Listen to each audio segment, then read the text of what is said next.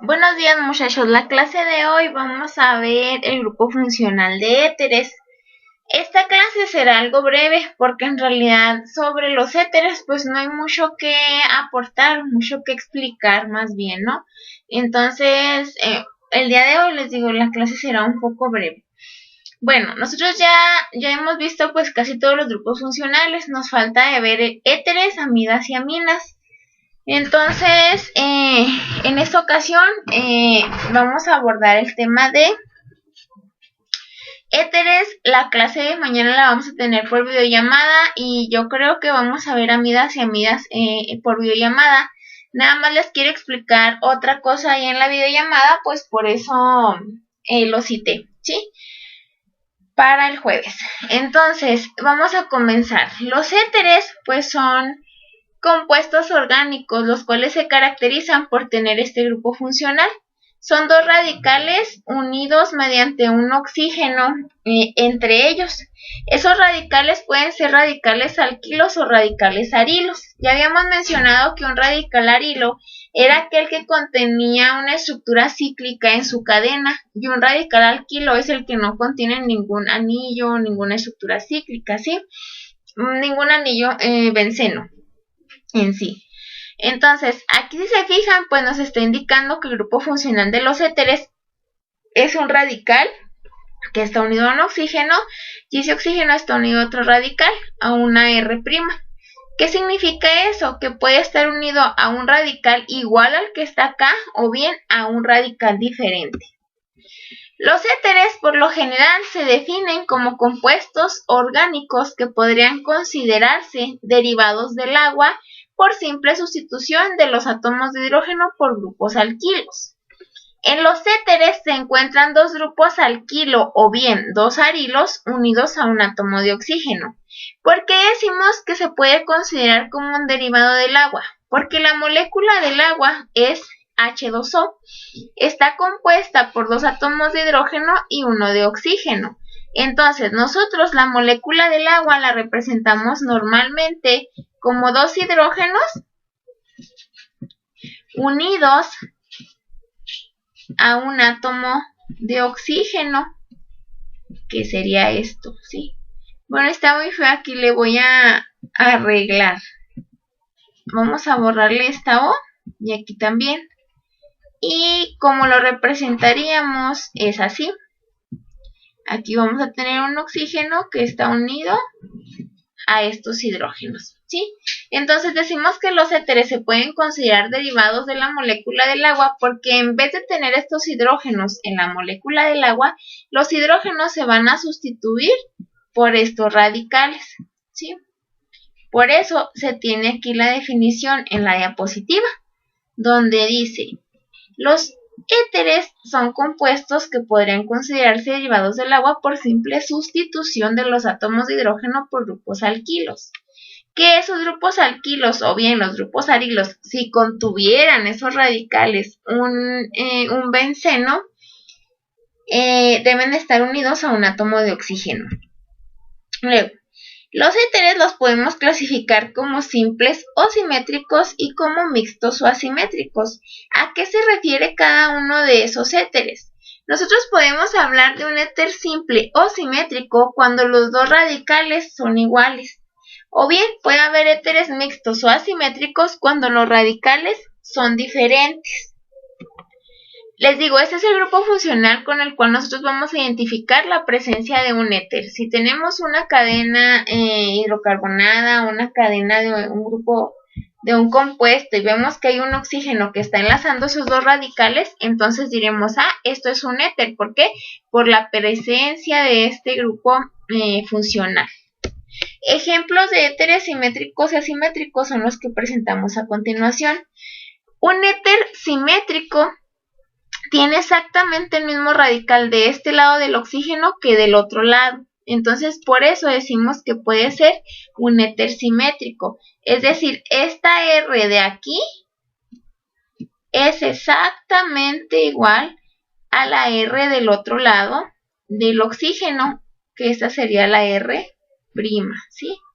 Por eso decimos que los dos radicales son iguales. Aquí es CH2, CH3 el radical y aquí CH2, CH3.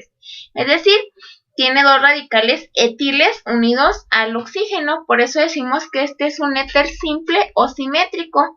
Si lo representáramos en fórmula esqueletal o topológica, esto se representaría así como viene aquí arribita en esta fórmula.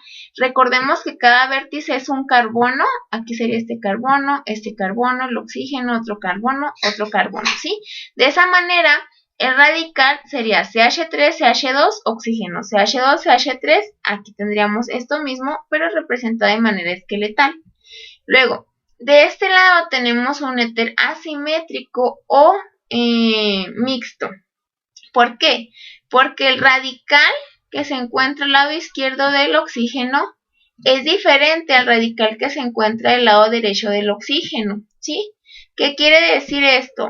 El CH3 es diferente al CH2, CH3. Este éter tiene unido al oxígeno un metil y luego un etil, entonces por eso es un asimétrico o un mixto, mientras que el simétrico tiene los dos radicales exactamente iguales, es decir, del oxígeno del lado derecho hay un radical y del lado izquierdo es exactamente el mismo radical que hay del otro lado, del lado derecho. Luego, ¿qué tenemos en cuanto a la nomenclatura? De acuerdo a la UPAC, que ya habíamos dicho que es la Unión Internacional de Química Pura y Aplicada, esta nos indica que los éteres se van a nombrar como derivados de dos grupos alquilos, en las cuales primero tenemos que nombrar esos derivados de los grupos alquilo, es decir, hay que nombrar los radicales, las cadenas radicales, y hay que ordenarlas alfabéticamente terminando el nombre con la palabra éter. ¿Qué significa esto? Que, por ejemplo, si nosotros aquí tenemos este éter simétrico, podemos ver, bueno, el radical del lado izquierdo es CH2, CH3. ¿Cómo se llama ese radical? Etil. Luego, el radical del lado derecho es CH2, CH3, que también recibe el nombre de etil. Entonces, ¿cómo nombraría yo este compuesto de acuerdo a la UPAC? Como tengo dos etiles, para no tener que decir etil, etil, éter, lo voy a juntar y voy a decir que hay un dietil. ¿Qué significa eso? Dos etiles. Entonces, se va a llamar dietil. Aquí, ay, ya no se movió, permítanme. Dietil, un espacio, éter, la palabra éter. Con esto vamos a terminar. De esa manera, si me presentan el nombre de este compuesto dietiléter, pues yo voy a saber que el éter significa que hay un oxígeno, y si es un dietil, que a cada lado de ese oxígeno va a estar un grupo etilo unido a cada uno de esos lados. En este caso tenemos un CH3 que se nombra como un metil, porque así lo dice la tablita de radicales que tenemos. Un CH2 y un CH3 es un etil. En este caso tenemos diferentes radicales o diferentes derivados de esos grupos alquilos. Aquí es cuando se aplica eso, que primero tenemos que ordenarlos por orden alfabético para poder nombrar el compuesto. Aquí, en el abecedario, ¿qué va primero? ¿La M o la E? Que es la inicial de cada uno de los radicales. Pues la E, ¿verdad? Entonces vamos a poner que el nombre es un etil, metil,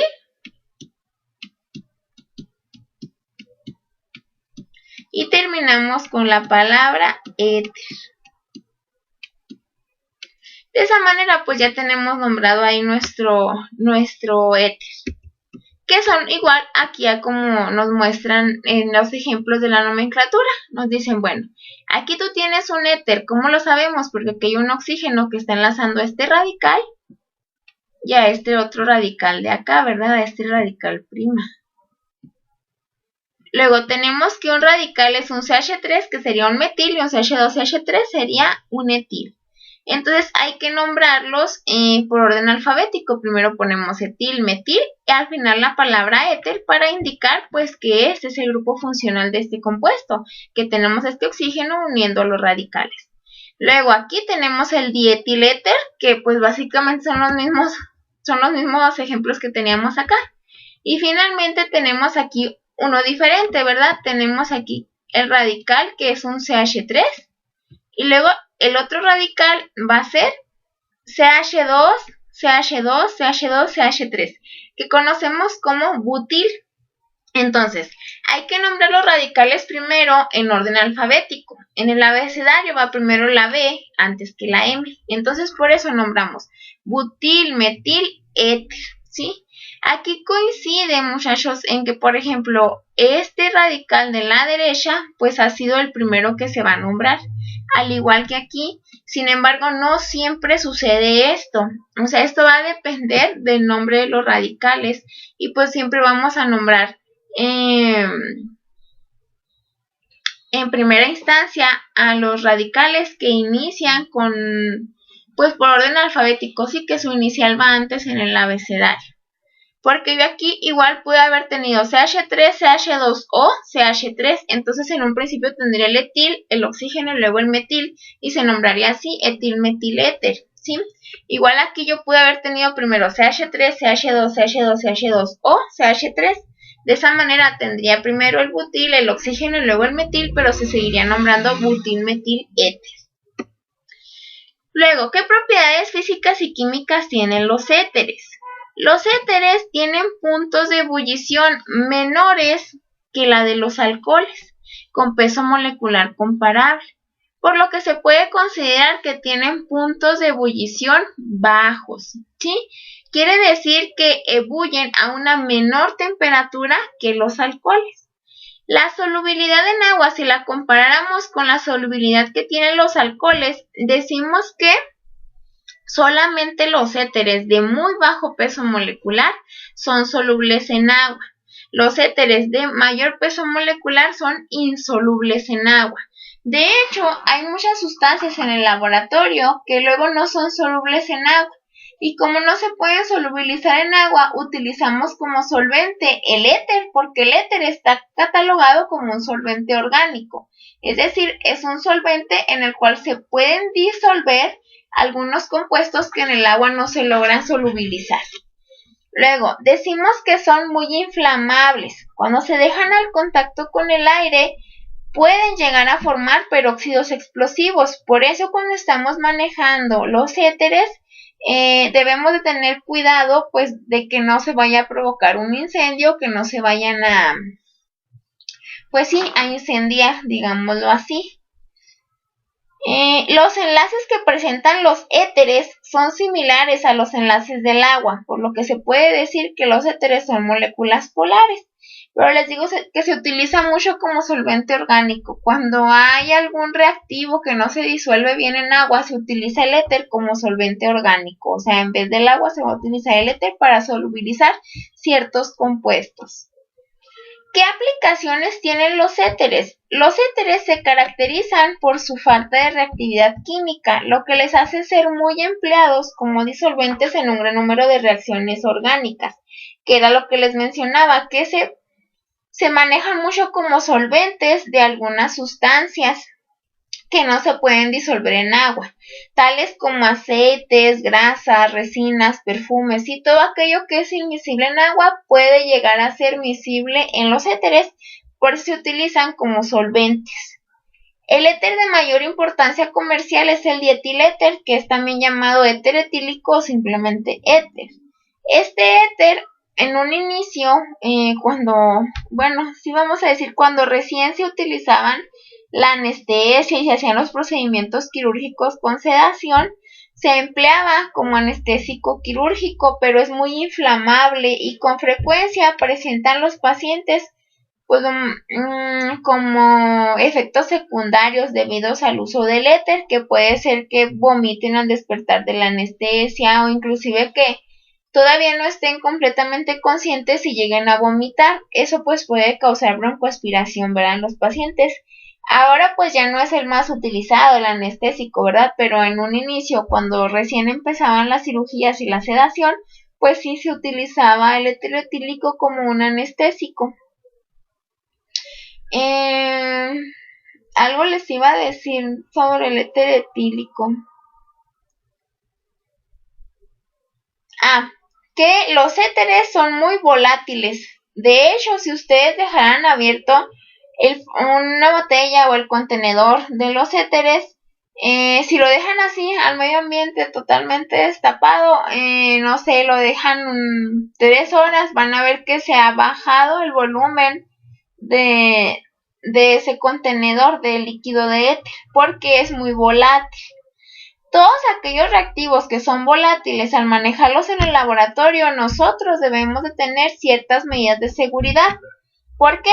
Porque como son muy volátiles, es muy fácil que nosotros los inhalemos al estar trabajando con ellos, y algunos pueden ser tóxicos, ¿verdad? Entonces, por eso, si nosotros vamos a trabajar con éteres, con sustancias volátiles, se recomienda trabajar en una campana de extracción de vapores.